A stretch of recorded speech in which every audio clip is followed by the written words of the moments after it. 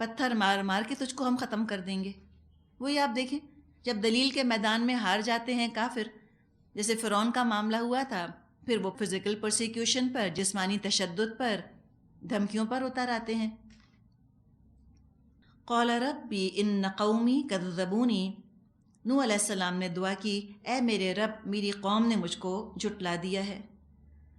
فافتح بینی وبینہم فتحا ونجنی ومن معی من المؤمنین، اب میرے اور ان کے درمیان دو ٹوک فیصلہ کر دے، اور مجھے اور جو مومن میرے ساتھ ہیں ان کو نجات دے۔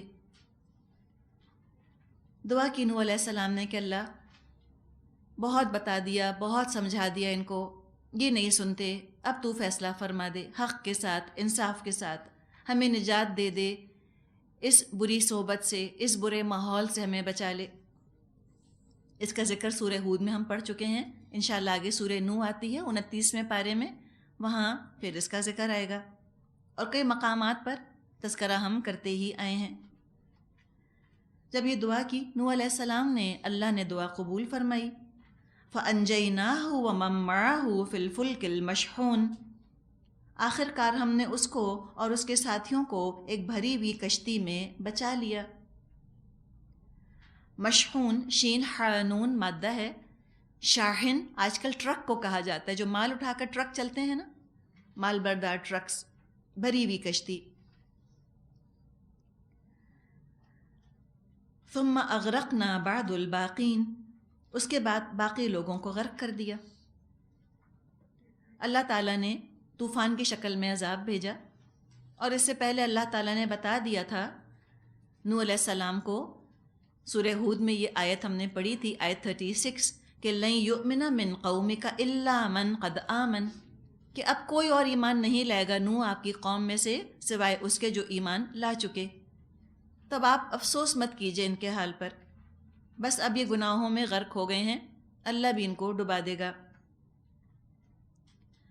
ان فی ذلک لآیہ وما کان اکثرهم مؤمنین وان ربک لہو العزیز الرحیم، یقیناً اس میں ایک نشانی ہے مگر ان میں سے اکثر لوگ ماننے والے نہیں، اور حقیقت یہ ہے کہ تیرا رب زبردست بھی ہے اور رحیم بھی۔ یعنی اتنے اللہ تعالیٰ نے قصے سنا دیے، لیکن اس کے باوجود لوگ وہی غلطیاں کیے جاتے ہیں، اللہ کی رحمت کو بہانہ بنا کر اس کی پکڑ سے بے نیاز ہو جاتے ہیں، اللہ کی رحمت کو اس کی مجبوری سمجھنے لگتے ہیں، اور یہ ان کو یاد نہیں رہتا کہ اللہ کی پکڑ کتنی سخت ہے۔ گناہوں کے ساتھ اللہ کی رحمت نہیں آتی، بلکہ نیکیوں کے ساتھ اللہ کی رحمت آتی ہے، اور نیکی نام ہے ہی اللہ کی اطاعت اور اللہ کے رسول کی اطاعت کا۔ نحمدہ ونصلی علی رسولہ الکریم، اما بعد فاعوذ باللہ من الشیطان الرجیم، بسم اللہ الرحمن الرحیم، رب اشرح لی صدری ویسر لی امری واحلل عقدۃ من لسانی یفقہوا قولی۔ سورۃ الشعراء، رکوع نمبر 7 شروع ہو رہا ہے، آیت 123۔ فرمایا کذبت عاد المرسلین، عاد نے رسولوں کو جھٹلایا۔ اذ قال لهم اخوهم ہود الا تتقون، جبکہ ان کے بھائی ہود علیہ السلام نے ان سے کہا تھا کیا تم ڈرتے نہیں؟ انی لکم رسول امین، میں تمہارے لیے ایک امانت دار رسول ہوں۔ فاتقوا اللہ، لہٰذا تم اللہ کا تقوی اختیار کرو، واطیعونی، اور میری اطاعت کرو۔ وما اسألکم علیہ من اجر، میں اس کام پر تم سے کسی اجر کا طالب نہیں ہوں۔ ان اجری الا علی رب العالمین، میرا اجر تو رب العالمین کے ذمے ہے۔ ذکر کیا جا رہا ہے قوم ہود کا، جن کی طرف ہود علیہ السلام بھیجے گئے۔ قوم عاد، ان کا ذکر ہم کئی دفعہ الحمدللہ اب تک قرآن میں پڑھ چکے ہیں، تفصیلی ذکر سورہ ہود میں ان کا آ چکا۔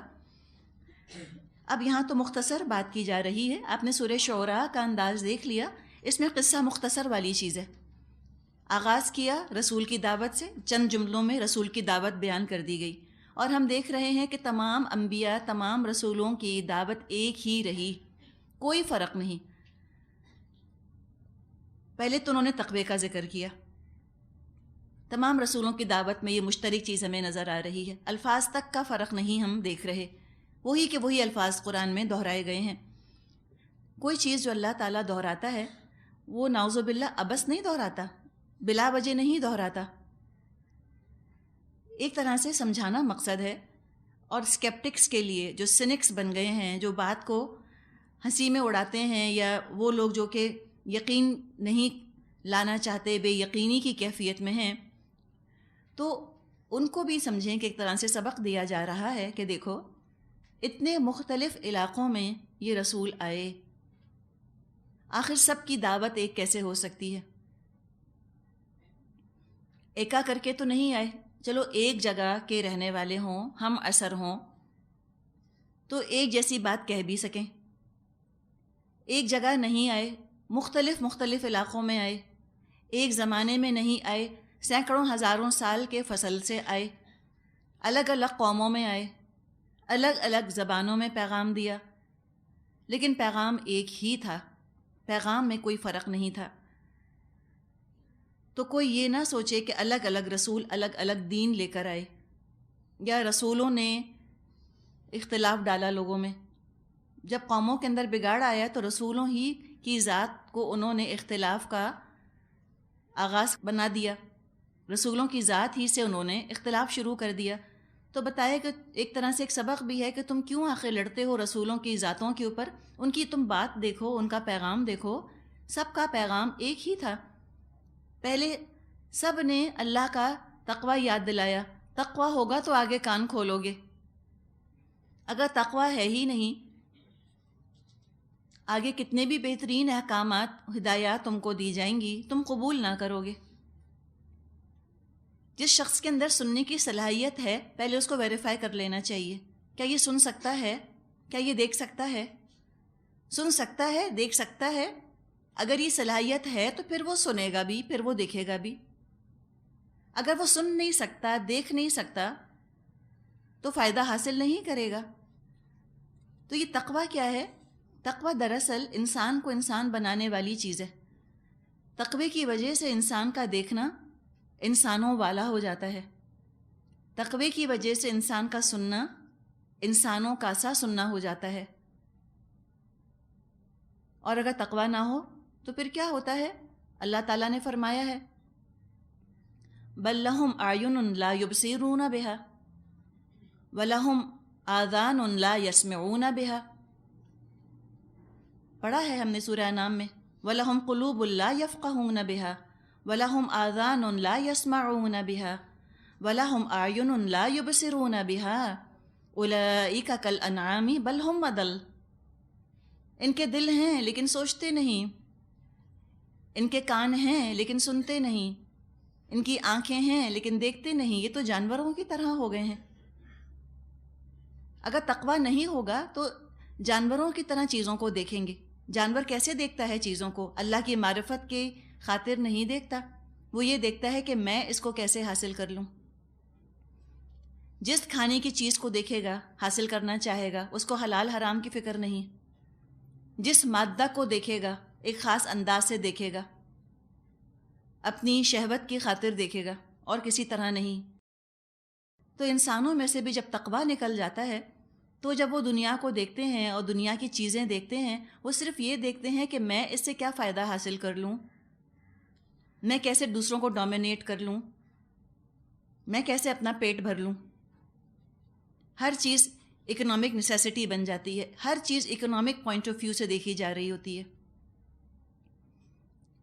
یا مادہ کو جب دیکھا جاتا ہے تو صرف سیکشول پوائنٹ آف ویو سے دیکھا جاتا ہے، اور یہ بات فرائیڈ نے اپنی سائیکالوجی میں بیان کی ہے۔ اس نے تو انتہا ہی کر دی۔ اور یاد رکھیں کہ فرائیڈ کی سائیکالوجی صرف ہیومن باڈی سے بات کرتی ہے، روح کو تو اس نے مانا ہی نہیں۔ اور نعوذ باللہ پھر وہ کس ایکسٹریم پر گیا، یعنی یہ بات کہنی بالکل مناسب لگ نہیں رہی اس وقت، لیکن آپ کو سمجھانا مقصد ہے کہ تقوی اور غیر تقوی میں فرق کیا ہوتا ہے۔ چونکہ آج سائیکالوجی میں تقویٰ نام کی چیز نہیں. تقویٰ تو آتا ہے نا اللہ کی معرفت، اللہ کی پہچان، روح کے وجود کے احساس کے ساتھ اور آخرت کی جواب دہی کے احساس کے ساتھ. یہ چیزیں تو نکال کر ایک طرف رکھ دیں thanks to Darwin's theory of evolution. وہ ایک ایسا ریولیوشن لے کر آ گئی، اس کی ایولیوشن کی تھیوری. اس کے بعد جو نظریات بنے سب بے روح تھے، بے دین تھے. لا خدا ذہنیت نے تمام نظریات بنائے، انسانوں کو جانوروں کی لیول پر لا کر کھڑا کر دیا. کہا we are just a higher evolved animal.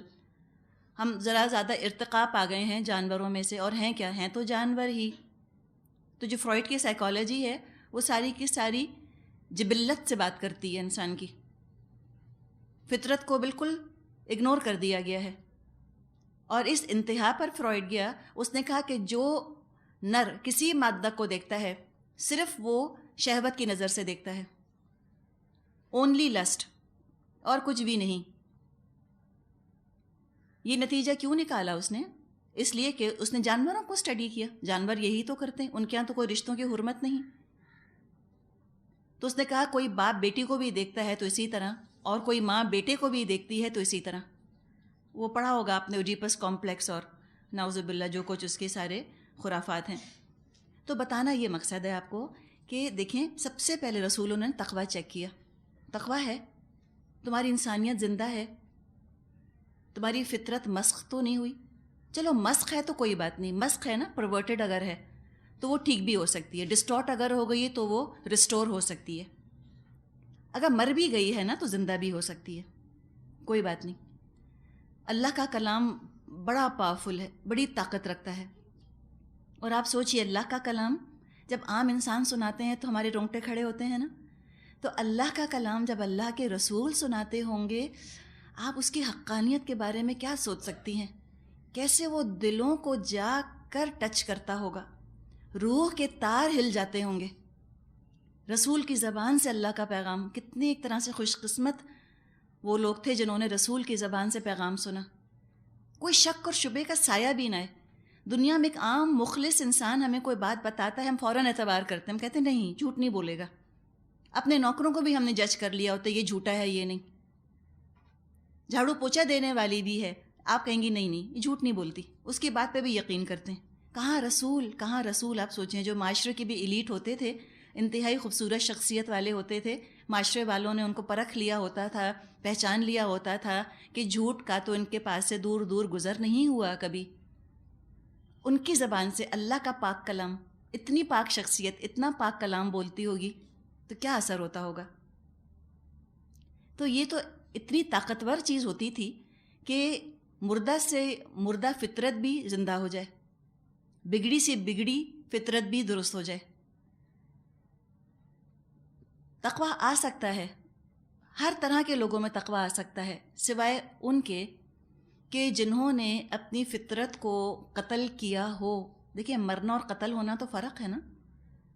چلو مر گئے، قتل عمد ہے سمجھیں ایک طرح سے فطرت کا، قتل خطا نہیں، جان بوجھ کے اپنی فطرت کو مارا ہے، گلا گھونٹا ہے، اور گلا گھونٹ کے رکھنا ہی چاہتے ہیں فطرت کا. وہ چاہتے ہی نہیں کہ ہمارے اندر کوئی حس پیدا ہو، کوئی مورالٹی پیدا ہو، بلکہ کوئی مورالٹی کی بات کرے تو اس کے پیچھے پنجے جھاڑ کے پڑ جائیں، جان کو اس کے آ جائیں. بات کری کیوں مورالٹی کی؟ اخلاق کی بات کرتے کیوں ہو؟ ایتھکس کی بات تم نے کی کیوں؟ اگر یہ انہوں نے ارادہ ہی کر لیا ہے، اب وہ تقویٰ کبھی اختیار نہیں کریں گے. بہترین کلام بہترین انسان کی زبان سے سن کر بھی اب ان کی روحیں زندہ نہیں ہوں گی، ان کی فطرت نہیں جاگے گی، ان کی فطرت درست نہیں ہوگی، زندہ نہیں ہوگی. اس لیے کہ ان کا سوچا سمجھا فیصلہ ہے کہ ہم کو جانوروں کی سطح پر زندگی گزارنی ہے. ان کے ہاں نہ کوئی اکنامک آنیسٹی آئے گی، نہ کوئی سیکشول آنیسٹی آئے گی. اس لیے کہ حلال حرام کی عزت تو انہی تو چیزوں پر پڑتی ہے نا سب سے زیادہ. جو حلال حرام کا اپنے آپ کو پابند کرتا ہے، اس کو اپنی دو ارجز کو، اپنی جبلت کی دو خواہشات کو لگام ڈالنی پڑتی ہے. ایک پیسہ حاصل کرنا یعنی اپنے لیے آرام، اور دوسرا شہوت، لسٹ. عورت اور مرد کا تعلق جو ہے وہ شریعت کے دائرے میں آ جائے اور پیسے کا معاملہ جو ہے وہ شریعت کے دائرے میں آ جائے، اکنامک ڈسپلن اور سیکس ڈسپلن، انہی دو چیزوں کے لیے مورالٹی کی ضرورت پڑتی دیکھا جائے تو 99% جو ہے نا وہ کہانی یہی ہے شریعت کی. انہی دو چیزوں میں وہ ڈسپلن نہیں چاہتے، باؤنڈریز نہیں چاہتے، شتر بے مہار کی طرح زندگی گزارنا چاہتے ہیں. اور رسولوں نے انہی دو چیزوں کو ریگولیٹ کیا آ کر. شریعت تو انہی پر بات کرتی ہے. تو پھر وہ ایک دم بھڑک جایا کرتے تھے. ان کو نہیں چاہیے ڈسپلن، ان کو اپنی مرضی کرنی ہے، اپنی خواہش پوری کریں فرج کی، اور جیسے چاہیں وہ بطن کی خواہش پوری کریں. بطن اور فرج کے سہارے ان کو زندہ رہنا ہے، بلکہ بطن اور فرج کی خاطر زندہ رہنا ہے. یہ ان کا مقصد ہے، ضرورت نہیں رہی. تو جب یہ چیزیں مقصد بن جاتی ہیں، تقویٰ ختم. تقویٰ اب کہاں سے آئے گا؟ تقویٰ تو بھینٹ چڑھ گیا بطن کی اور فرج کی، پیٹ کی اور شرمگاہ کی بھینٹ چڑھا دیا تقوی کو انہوں نے. تو جانور ہی تو بن گئے، کیا فرق ہے؟ آپ فرائڈ کی سائیکالوجی پڑھیں، کچھ چیزیں بہت اچھی ہیں، لیکن کچھ چیزیں بالکل لگتا ہے کہ جانوروں کی بات ہو رہی ہے، انسانوں کی بات ہو نہیں سکتی. فطرت انسان کی کراہیت کے ساتھ منہ موڑتی ہے کہ کیا کہہ رہا ہے، ایسے کیسے ہو سکتا ہے. تقویٰ ختم ہو گیا فطرت کے ساتھ. تو سب سے پہلے انہوں نے چیک کیا، الا تتقون، کیا تم تقویٰ نہیں کرو گے؟ انی لکم رسول امین، میں تمہارے لیے ایک امانت دار رسول ہوں. اللہ کا پیغام سچا سچا تم کو سناؤں گا، جھوٹ شامل نہیں کروں گا، نہ کمی کروں گا نہ اضافہ کروں گا. اب جب وہ رسول کہتے ہوں گے تو کیا لوگوں کو یقین آتا ہوگا کہ یہ رسول امین ہیں؟ ان کا دل گواہی دیتا ہوگا؟ دیتا ہوگا، بالکل دیتا ہوگا. لیکن اگر گواہ کو مار ڈالا جائے تو پھر گواہ گواہی دے گا؟ جب دل انہوں نے مار ڈالا اپنا، قلب سلیم جب نہیں رہا ان کے پاس، یاد ہے آپ کو اس دن کیا ہوگا؟ یوم لا ینفع مال ولا بنون الا من اتی اللہ بقلب سلیم. تقویٰ تو قلب سلیم میں ہوتا ہے. یقیناً دل گواہی دیتا ہوگا ان کا کہ جھوٹ نہیں بول سکتے. ہم نے آپ ابھی عام انسانوں کی بات کی نا، ایک انسان جس کو آپ 5-6 سال سے جانتے ہیں، آپ اس کے بارے میں فیصلہ کر لیتے ہیں کہ جھوٹ نہیں بول سکتا، نہیں دھوکہ نہیں دے گا. تو رسول ساری زندگی انہوں نے گزاری ہوتی تھی اپنی قوم کے بیچ میں. قوم خوب جانتی تھی ان کو، کتنے اچھے کتنے سچے ہیں. صادق اور امین کہتے تھے محمد کو صلی اللہ علیہ وسلم، خوب جانتے تھے. دل گواہی دیتا تھا، لیکن اس گواہ کو تو راستے سے ہٹانا تھا. تبھی تو بطن اور فرج کی خواہشات جو ہے وہ بے کھٹکے پوری ہوتی، بغیر کسی قید کے پوری ہوتی. بالکل ان کو پتا تھا، لیکن کیا کیا انہوں نے؟ گلا ہی گھونٹ دیا اپنی فطرت کا، مار ہی ڈالا. اب کوئی گواہی بھی نہیں اٹھی. وہ کہتے تھے دیکھو میں امین رسول ہوں، میں خیانت نہیں کروں گا. خیانت کے اندر ظاہر ہے جھوٹ شامل ہے اور بدنیتی بھی شامل ہے، کہ یہ نہیں ہوگا کہ میں پریٹینڈ کچھ کر رہا ہوں تمہارے سامنے، اصل میں کچھ اور ہوں. یہ نہیں ہے. بے غرضی کے ساتھ، بے لوث طریقے سے تمہارے فائدے کے لیے میں یہ پیغام تم تک پہنچا رہا ہوں. جیسا میرے پاس پہنچا ویسے کا ویسا میں آگے بیان کر رہا ہوں. من و عن، بے کم و کاست، کوئی اضافہ نہیں، کوئی کمی نہیں. تو تم کیا کرو پھر جب اللہ کا تم کلام سنو؟ فاتقوا اللہ، تو تم اللہ کا تقوی اختیار کرو. وَأَطِیعُونِی، اور تم میری اطاعت کرو. یہ تکرار آپ پڑھیں گی، اطیعونی. ہود علیہ السلام کی کسی کتاب کے بارے میں ہمیں کچھ علم نہیں کہ کوئی کتاب ان کو دی گئی تھی یا نہیں دی گئی تھی. بالکل ضروری نہیں کہ ہر رسول کتاب لے کر آئے ہوں. ہاں یہ ضرور ہے کہ کوئی کتاب بغیر رسول کے نہیں آئی. اس سے رسول کی اہمیت کا ہم اندازہ لگا سکتے ہیں. کیسے کوئی کہہ سکتا ہے کہ رسول کی اطاعت ضروری نہیں، اور رسول کی اطاعت اور قرآن کی اطاعت تو ایک ہی چیز ہے. قرآن جو گونج رہا ہے اطیعوا اللہ و اطیعوا الرسول کی پکار سے، وہ کہہ دیتے ہیں یہ ایک ہی چیز ہے. ایک ہی چیز کیسے ہے؟ قرآن اپنی جگہ ہے اور رسول کی سنت اپنی جگہ ہے. دونوں مل کر شریعت کی، دین کی اطاعت کی تکمیل کرتے ہیں. من یطع الرسول فقد اطاع اللہ، جس نے رسول کی اطاعت کی تحقیق اس نے تو اللہ کی اطاعت کی. اور رسول کو ایکویژن سے نکال کر کوئی سمجھے کہ ہم خود ہی قرآن سمجھ لیں گے، 100% نفس پرستی اور شہوت پرستی کے علاوہ اور کچھ نہیں.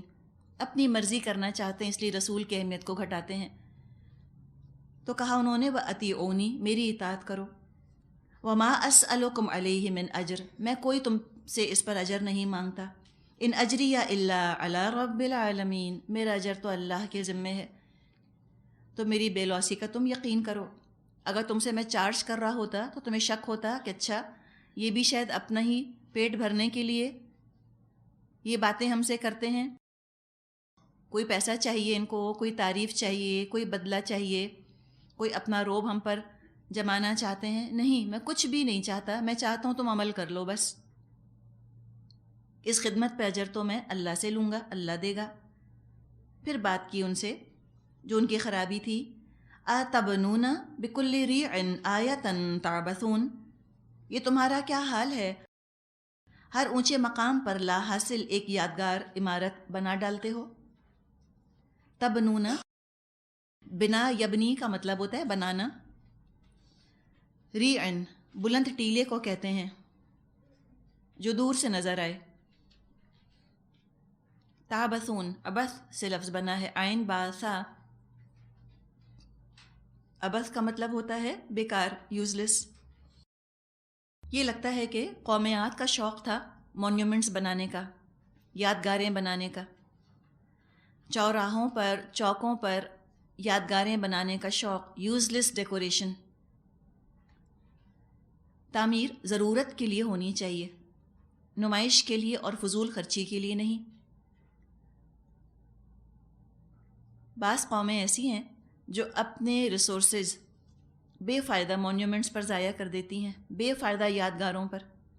اور وہاں حال یہ ہوتا ہے کہ لاکھوں لوگوں کے پاس سر چھپانے کو جگہ نہیں ہوتی. کچھ لوگ ہوتے ہیں، ایک رولنگ کلاس ہوتی ہے، سردار ہوتے ہیں،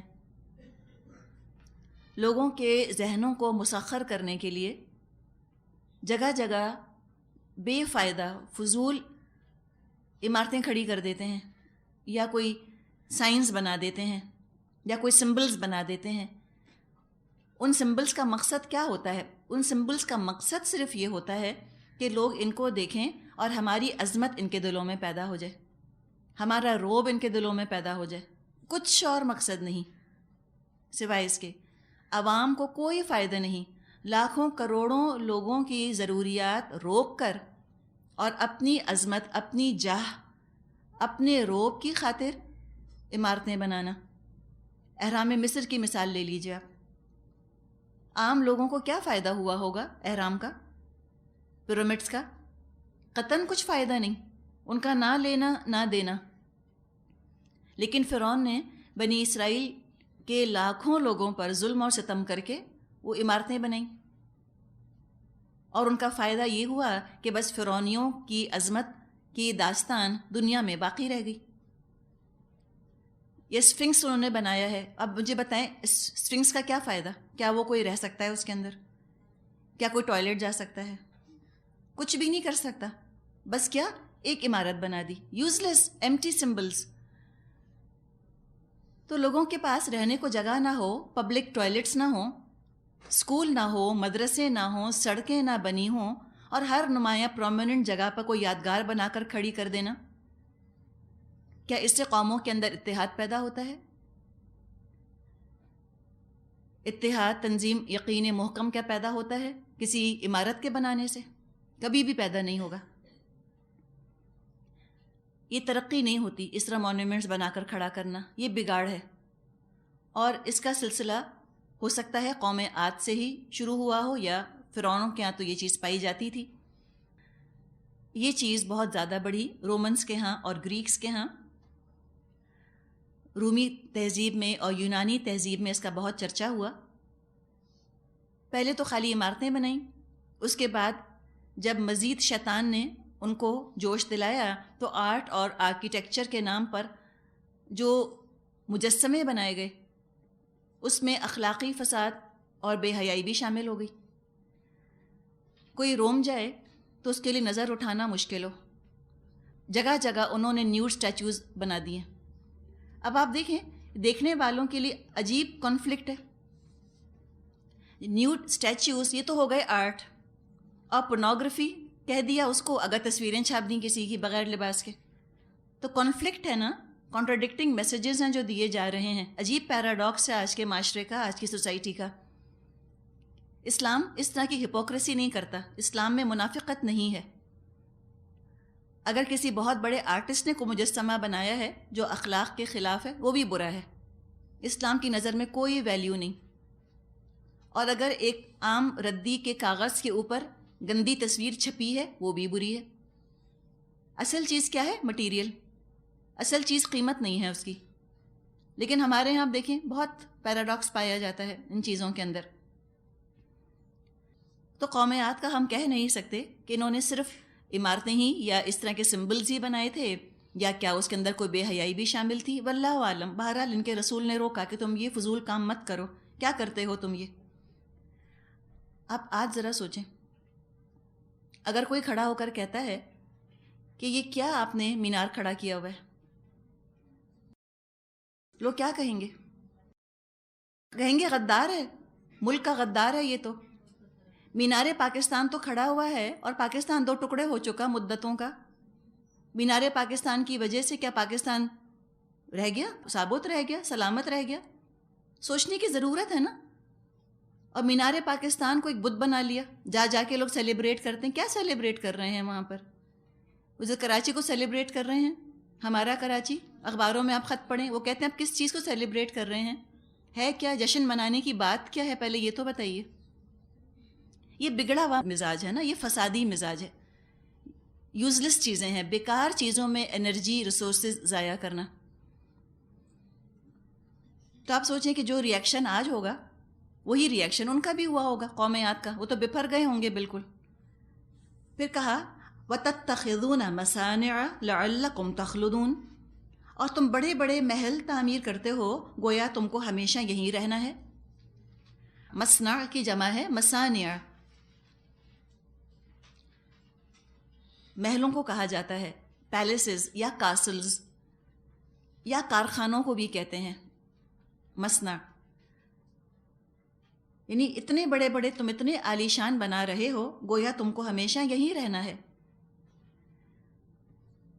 آگے ہم پڑھیں گے سلیمان علیہ السلام کے محل کا بھی ذکر, اور اس میں جو ساز و سامان تھا اس کا بھی ذکر. یاد رکھنے کی بات یہ ہے کہ اگر کوئی گھر بناتا ہے یا کوئی قوم بڑے بڑے محل بناتی ہے یا کوئی قوم بڑے بڑے کارخانے لگاتی ہے, اللہ تعالیٰ کو عمارتوں سے بغض نہیں ہے. عمارت دیکھ کے غصہ نہیں آتا اللہ کو. غصہ اللہ کو اس وقت آتا ہے کہ جب اللہ کو بھول کر اور ان چیزوں کے اندر زندگیاں لگا دی جائیں, انرجیز کھپا دی جائیں. نماز پڑھنے کے لیے تو ہمت نہ بچے, اور دنیا کے لیے طاقت ہی طاقت, شوق پورے کرنے کے لیے, ہابیز کے لیے ان لمیٹڈ انرجی. یہ تو اللہ کی حق تلفی شروع ہو جاتی ہے اس طرح سے. اس بیماری, اس مرض کی یہاں پہ نشاندہی کی جا رہی ہے. اور یہ کام عوام کے لیے تو ہوتا نہیں, یہ کام تو ہوتا ہی خواص کے لیے ہے. بڑے بڑے محلوں کے اندر کون رہے گا؟ عام انسان ہرگز نہیں. اسی طرح یہ جو مونیومنٹس کی ہم بات کر رہے ہیں, ہم نے تھوڑی سی اس پہ بھی بات کری کہ عوام کو تو کوئی فائدہ نہیں, بلکہ آج کہتے ہیں نا کہ ٹیکس پیئرز منی, ٹیکس کو لگا دیا جاتا ہے ان چیزوں کے اندر. عوام ٹیکس اس لیے تھوڑی دے رہے ہیں کہ آپ ایک یوزلیس مونیومنٹ کھڑا کر دیں کہیں پر. عوام تو ٹیکس اس لیے دے رہے ہیں کہ حکومت ہم کو ہمارے لیے, ہماری ضروریات کے لیے چیزیں فراہم کرے. اپنے شہر کو آپ دیکھ لیجئے, ہمارے یہاں پبلک ٹوائلٹس نہیں ہیں. سڑکوں کی حالت ہم نے دیکھی ہے, اور چورنگیوں چوراہوں کے اوپر پھر آپ ذرا آرائشیں دیکھ لیجئے. لوڈ شیڈنگ ہو رہی ہوتی ہے, کمکمے یوں لگائے ہوئے ہوتے ہیں, لگتا ہے کہ روشنیوں کا شہر ہے. تو یہ تو پھر لوگوں کے اندر ریزنٹمنٹ پیدا ہوتا ہے نا, عوام کے اندر غصہ پیدا ہوتا ہے کہ ہماری ضروریات پوری نہیں ہو رہی, ان کو اس طرح کے مزے سوج رہے ہیں. تو پھر ایسا جب لاپ سائیڈڈ معاشرہ بن جائے, اس کی ایسی لاپ سائیڈڈ پرائیورٹیز بن جائیں, جب لیڈرز کی پرائیورٹیز ایسی ہو جائیں, رولنگ کلاس کی ترجیحات ان کی غلط ہو جائیں, تو پھر وہ عوام کو تو دبا کے رکھتے ہیں, وہ ان کو آواز اٹھانے کی اجازت نہیں دیتے. اسی کا ذکر آ رہا ہے, لنک آپ دیکھیے. فرمایا وَإِذَا بَطَشْتُمْ بَطَشْتُمْ جَبَّارِينَ, اور جب کسی پر تم ہاتھ ڈالتے ہو جبار بن کر ڈالتے ہو. بطشا با طاشین کا مطلب ہوتا ہے مضبوطی سے پکڑنا. بہت سختی کے ساتھ پکڑتے ہو. خود تو بڑے بڑے گناہوں پر کوئی ان کو کچھ کہہ نہ سکے، اور عوام چھوٹی سی غلطی کر جائیں تو سختی کے ساتھ ان کو پکڑ لیا گیا. ڈکٹیٹرز ہوں گے. جب کسی جگہ کے حکمران خراب ہو جاتے ہیں، کرپٹ ہو جاتے ہیں، تو سب کچھ نیچے کرپٹ ہو جاتا ہے. سب سے پہلے پولیس کرپٹ ہوتی ہے. بڑے بڑے لوگ غلطیاں کریں ان کو تو چھوڑ دیا جاتا ہے، اور عوام معمولی سا قصور کریں ان کو جیلوں کے اندر ٹھونس دیا جاتا ہے. تو یہ بھی قومیات کے بھی لوگ اسی طرح کے ڈکٹیٹرز ہوں گے. غلاموں سے، کمزوروں سے بے رحمی کا سلوک کرتے ہوں گے. اور یہ ہو جاتا ہے جب دولت سے اتنی محبت ہو جائے، اپنے گھر اتنے پیارے ہو جائیں، تو انسانوں سے ہمدردی، انسانوں کی محبت دل سے نکل جاتی ہے. گھروں کے اندر ملازمین کام کرتے ہیں، اگر ہم اپنے ہی معاشرے کو دیکھ لیں، ایک گلاس اگر ٹوٹ جائے تو عزت کو ہم کرچی کرچی کر دیتے ہیں دوسرے کی، اپنے گلاس کی وجہ سے. آپ تصور میں لے کر آئیے، کچن میں کوئی گلاس ٹوٹا، کم ہی ہم میں سے پہلے کام کرنے والی سے پوچھتے ہوں گے کہ تمہیں تو کانچ نہیں چبھا؟ کم ہی خیال آتا ہوگا. پہلے یہ کہ گلاس توڑ دیا، اور اس کے بعد بعض لوگ تو دھمکیاں دیتے ہیں ہم تمہاری تنخواہ کاٹ لیں گے، گلاس کی قیمت کاٹ لیں گے تنخواہ میں سے. یا بے عزتی کرنا، خوب ڈانٹنا، خوب ڈپٹنا، خوب برا بھلا کہنا. تو یہ تو مزاج بنے گا دولت کی محبت کے ساتھ ساتھ. اس سے بہت زیادہ بچنے کی ضرورت ہے. تو اپنے معاشرے میں بھی ہم یہ رنگ دیکھ رہے ہیں، قوم عاد والا رنگ.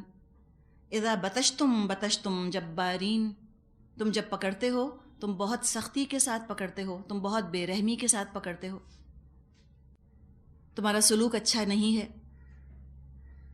مظلوم ہو گئے ہیں غریب لوگ. غربت تو زندگی کا حصہ ہے، لیکن یہ ضروری نہیں ہے کہ غریب جو ہے وہ مظلوم بھی ہوں. کسی کے پاس کم پیسہ، کسی کے پاس زیادہ پیسہ، یہ تو چلے گا، دنیا کا معاملہ ہے، یہ تقسیم اللہ نے رکھی ہے. لیکن اس کا یہ مطلب تو نہیں ہونا چاہیے کہ پیسے والے جو ہیں وہ ظالم ہو جائیں اور غریب جو ہیں وہ مظلوم ہو جائیں. یہ تو نہ ہو. تو ہم دیکھیں کہ ہم اپنے نوکروں کے ساتھ، اپنے ماتحتوں کے ساتھ ہمارا سلوک، بات کرنے کا طریقہ کیسا ہے. بات کرنے کا انداز تحکمانہ ہوتا ہے. بعض دفعہ اس قدر روب کے ساتھ بات کی جاتی ہے، یا ان پہ الزامات لگائے جاتے ہیں. ہر چیز کا الزام ان کے سر پہ رکھ دیا جاتا ہے کہ یہی چور ہیں، یہی جھوٹے ہیں. ہاں، اگر وہ سچ مچ چور ہیں وہ اور بات ہے، ہم اس کی بات نہیں کر رہے. بعض گھروں کے اندر یہ مزاج ہی ہوتا ہے، کوئی گھر میں چیز نہیں مل رہی، نوکر پر الزام لگا دیا، نہ اپنی آنکھوں سے دیکھا، نہ کوئی ثبوت، پہلے ہی سوچ لیا کہ اس نے چرایا ہوگا، اور ہو سکتا ہے کہ جیل تک بھی بھجوا دیا، اس کو پکڑوا دیا یا نوکری سے نکال دیا بغیر کسی ثبوت کے. چھوٹی چھوٹی چیزوں کے اوپر ان پہ ظلم کرنا، معمولی معمولی چیزوں میں تنخواہ کاٹ لینا، یا ضرورت سے زیادہ ان سے کام لینا، جو ذمہ داری ان کی نہیں بھی ہے وہ بھی ان کے اوپر ڈال دینا، تنخواہ اتنی کم دینا کہ ان کا گزارا نہ ہو سکے کسی بھی صورت، معمولی معمولی چیزوں پر پیسے کاٹ لینا. تو تم پکڑتے ہو جباروں کی طرح. تو انسان یاد رکھے، دل کے اندر خدا خوفی اور تقوی پیدا کرے کہ جتنا مجھ کو ان پر قابو ہے، اس سے زیادہ اللہ کو مجھ پر قابو ہے. لگتا ہے کہ بہت سخت دل، سخت مزاج قسم کے لوگ تھے قوم عاد کے. اللہ کی نعمتیں پا کر نرمی اور عاجزی کے بجائے غرور آ گیا تھا. کہا فاتقوا اللہ واطیعونی، تم اللہ کا تقوی اختیار کرو اور میری اطاعت کرو. واتقوا الذی امدکم بما تعلمون، ڈرو اس سے جس نے تم کو وہ کچھ دیا ہے جو تم جانتے ہو. امدکم بانعام وبنین، تمہیں جانور دیے، اولادیں دیں، وجنات وعیون، باغ دیے اور چشمے دیے. اتنا کچھ اللہ نے تم کو دیا ہے، اللہ کا شکر ادا کرو، نرمی برتو، درگزر کرو لوگوں سے، جبار بن کے مت پکڑو، چھوٹی چھوٹی باتوں پہ سزائیں مت دو. حاکم کا، رولر کا کام ہوتا ہے نظر رکھنا، وہ نظر ضرور رکھے، ماتحت اطاعت ضرور کریں، لیکن حاکم کو ظالم نہیں بن جانا چاہیے۔ جتنا جرم ہو اس سے بڑھ کر سزا نہیں دینی چاہیے۔ انہوں نے ظلم شروع کر دیا، جتنی نعمتیں ملیں اتنا زیادہ ظالم ہو گئے۔ تو وارن کیا ان کے رسول نے، انی اخاف علیکم عذاب یوم عظیم، مجھے تمہارے حق میں ایک بڑے دن کے عذاب کا ڈر ہے۔ قالوا، قوم نے جواب دیا، سواء علینا اوعظت ام لم تکم من الواعظین، تو نصیحت کر یا نہ کر ہمارے لیے سب یکساں ہے، کہ ہم پہ نہیں فرق پڑتا۔ ظاہر ہے فرق پڑے گا بھی کیسے، جو ریسیور تھا وہی خراب ہو گیا ہے، تو اب میسج ریسیو کیسے کریں گے؟ نصیحت سے فائدہ تو قلب سلیم رکھنے والے اٹھاتے ہیں، ان کا تو دل سلیم نہیں، دل ہی بگڑ گیا، دل ہی مریض ہے، دل ہی کے اندر تکبر ہے۔ تکبر والے دل تو برداشت کر نہیں سکتے کوئی ان کے متعلق کوئی بات کہے۔ انہوں نے کہا برابر ہے ہمارے لیے، تم کچھ سمجھاؤ یا تم ہم کو نہ سمجھاؤ، ہم کچھ سننے کو تیار نہیں۔ اب آپ دیکھیں یہ جو انداز ہے نا، انڈیفرنس کا انداز ہے نا، کہتے ریئلی ڈزنٹ میٹر، ہاں کہو یا نہ کہو، یہ سب سے خطرناک انداز ہے۔ اگر رسول کی بات سن کر ریئیکٹ کرے قوم، اچھا یا برا، اس میں پھر بھی امید ہے، چلو اگر برائی سے بھی وہ جواب دیتے ہیں، وہ بحثیں بھی کرتے ہیں آ کر، تو کوئی نہ کوئی امید ہے کہ ان کے اندر ابھی زندگی کی رمق باقی ہے، ہو سکتا ہے بات سمجھ جائیں، بحث کے نتیجے میں کوئی ثبوت ان کو ایسا مل جائے کہ ان کے دل بدل جائیں۔ لیکن اگر بات سن کر کوئی ری ایکشن شو نہیں کرتا، انڈیفرنٹ رہتا ہے، وہ سب سے خطرناک چیز ہے۔ بعض لوگوں کو آپ دیکھیں گی کہ آپ ان کو دین کی بات بتائیں، آپ کہیں نماز پڑھو کہیں گے اچھا، آپ کہیں نماز مت پڑھو کہیں گے اچھا، فرق نہیں پڑتا ان کو، کچھ بھی آپ بتائیں ان کی آنکھیں بالکل بلینک رہتی ہیں۔ سب سے زیادہ گئے گزرے کیسز یہی ہیں، ہوپلیس کیسز ہیں یہ۔ اس کا مطلب ہے کوئی ان کو سمجھ نہیں آ رہی اندر سے، سب ٹھیک ہے ان کے لیے، یوں بھی ٹھیک ہے یوں بھی ٹھیک ہے، نہ ہاں کہتے ہیں نہ کہتے ہیں۔ یہ قوم بھی ایسی ہو گئی تھی، انہیں اچھائی کی طرف آنا تو خیر کوئی سوال ہی پیدا نہ ہوتا تھا ان کے لیے، برائی کے بارے میں کہا کہ ہمیں تم کیا بتا رہے ہو، ہم تو تمہاری بات سمجھ ہی نہیں سکتے، بیکار ہے تمہارا کچھ بھی کہنا ہم سے۔ ان ھذا الا خلق الاولین، یہ باتیں تو یوں ہی چلی آ رہی ہیں، یعنی پہلے لوگ بھی ایسی باتیں کرتے تھے، ہم نے پہلے بھی سنی تو ہیں یہ چیزیں۔ خلق الاولین، خلق کا مطلب ہوتا ہے عادت، طریقہ۔ پھٹے پرانے کپڑوں کو اخلقہ کہا جاتا ہے، اخلق الثوب، پھٹا پرانا کپڑا۔ مرادیں پھٹی پرانی کہانیاں، اولڈ وائفز ٹیلز، اساطیر الاولین، پہلوں کا طریقہ ہے، پرانا، بوسیدہ، ریڈنڈنٹ، بیکار باتیں ہیں، ایسی تم باتیں کرتے رہتے ہو۔ وما نحن بمعذبین، ہم عذاب میں مبتلا ہونے والے نہیں ہیں۔ یہ رسول کے ساتھ ان کا معاملہ تھا۔ اب ذرا پھر آپ حال میں آ جائیے، پریزنٹ میں تصور کیجئے، آج ہمارے شہر میں ایک رسول آ جاتا ہے اور وہ لوگوں کو نصیحت کرتا ہے، لوگوں کا معاملہ وہی ہوگا اس رسول کے ساتھ جو اس زمانے میں لوگوں کا ہوتا تھا، مانیں گے اس کی بات؟ نہیں مانیں گے۔ جب مزاج بگڑ جاتے ہیں اجتماعی طور پہ تو رسولوں کی سیدھی سادی باتیں بھی سمجھ میں نہیں آتی، ریلیٹ ہی نہیں کر پاتے ان سے، ویو لینتھ ہی نہیں میچ ہوتی۔ اگر اس کا اندازہ ہم لگانا چاہیں کہ کوئی رسول اگر آئے ہمارے معاشرے میں، اس کے ساتھ قوم کیا سلوک کرے گی؟ وہی سلوک کرے گی جو اللہ کے کلام کے ساتھ کر رہی ہے۔ دیکھیے قرآن کے ساتھ بھی لوگ انڈیفرنٹ ہیں، حقیقت ہے، نہ اچھا کہتے ہیں نہ برا، برا تو خیر کوئی نہیں کہتا، تعظیم کی حد تک تو ہو سکتا ہے تعظیم کر لیں، اس کو بھی مونیومنٹ ہی بنا لیا ہے نا، قرآن کو بھی ایک طرح کا اینٹیک ہی بنا لیا ہے قرآن کو۔ جیسے باقی انہوں نے مونیومنٹس بنائے ہیں اور باقی اینٹیکس بنائے ہیں، قرآن کو بھی ایسے ہی بنا لیا. بات تو نہیں سنتے قرآن کی، اہمیت تو نہیں دیتے قرآن کی بات کو. اساطیر الاولین ہی نعوذ باللہ سمجھتے ہیں کہ پرانا نظام ہے 1400 سال پرانا، یہ تو آج امپلیمنٹ ہو بھی نہیں سکتا، نافذ ہو بھی نہیں سکتا.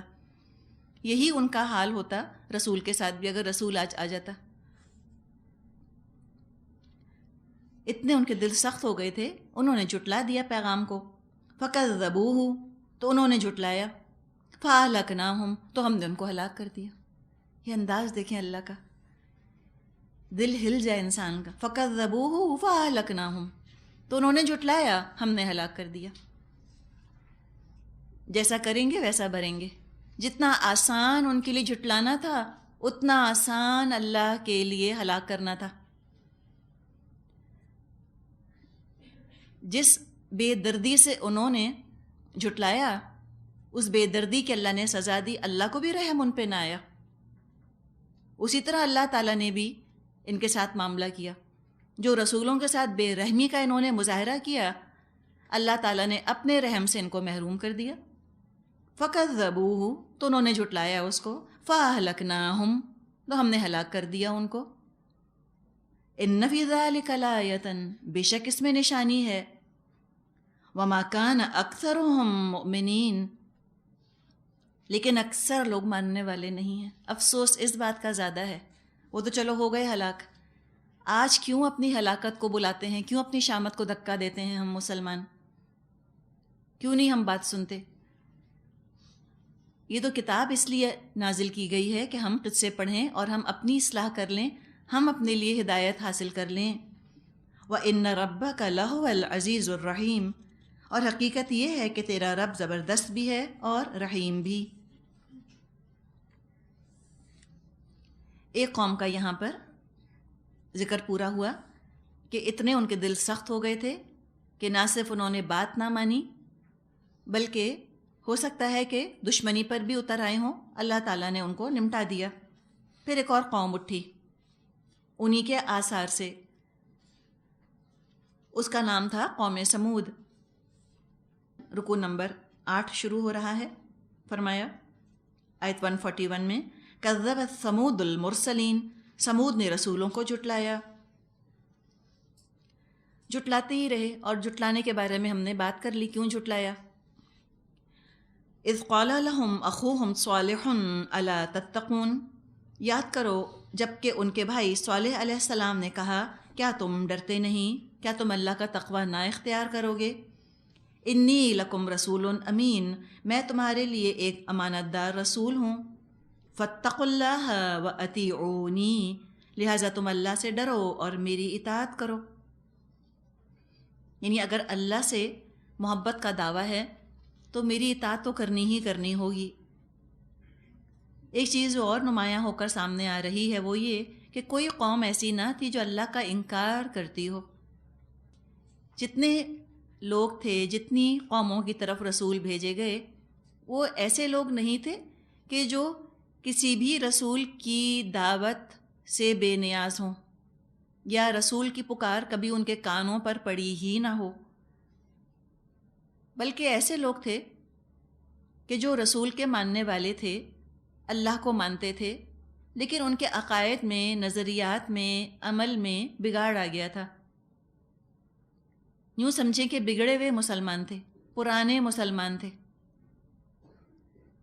پیدائشی مسلمان تھے، مسلمز بائی برتھ.